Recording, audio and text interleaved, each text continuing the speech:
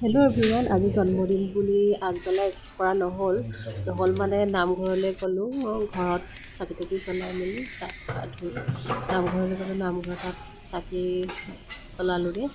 তাৰপৰা নামঘৰৰ পৰা আহি আৰু এইফালে গধূলিলৈহে আয়োজন হৈছে। এইফালে আমাৰ ছাৰে পোলাও ৰেডি কৰি আছে। এইফালে আমাৰ মুনু আহিলে। মুনুৱে মোলৈ কেক এটা লৈ আনিছিলে দেই। এতিয়া কেকটো আমি কাটিম এতিয়া।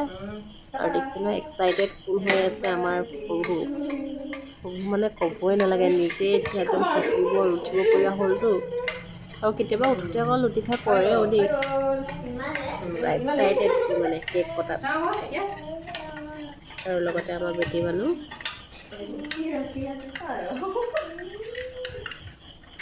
বাৰ্থডে বুলিনো আৰু বিশেষ একো আয়োজন নাই, নিৰামিষ ভাত।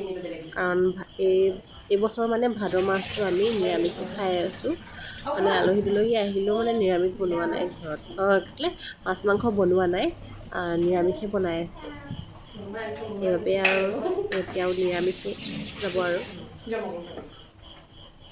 আমাৰ বেটালৈ চাওকচোন, ইফালে ঘূৰি চাইছে ইফালে ঘূৰি চাইছে বুনুৱে মোক কেক খোৱা দেখি।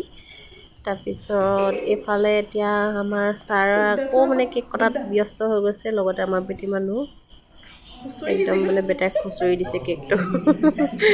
আৰু সৰু ল'ৰা এয়াই ফূৰ্তি আৰু ন। আৰু এইফালে খানা ৰেডি হৈ গ'ল। এইফালে আছে পাপৰ, এইফালে ভেন্দি ফ্ৰাই, বেচন দি, এইফালে চাটনি, বুটৰ চাটনি আছিলে। তাৰপিছত এইফালে আছে পনীৰ আছে, এইফালে ডাল ফ্ৰাই আছে, আৰু এইফালে পোলাও, আৰু এইফালে নেমু এপিচ লৈছোঁ। এনেদৰে আমাৰ মানে আজি বাৰ্থডে বুলি খানা ভাত। আৰু আমাৰ ছাৰক বহুত বহুত ধন্যবাদ জনাইছোঁ।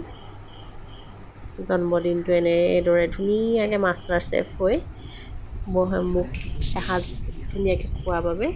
আৰু এইফালে আমি এতিয়া সকলোৱে খাব লৈছোঁ।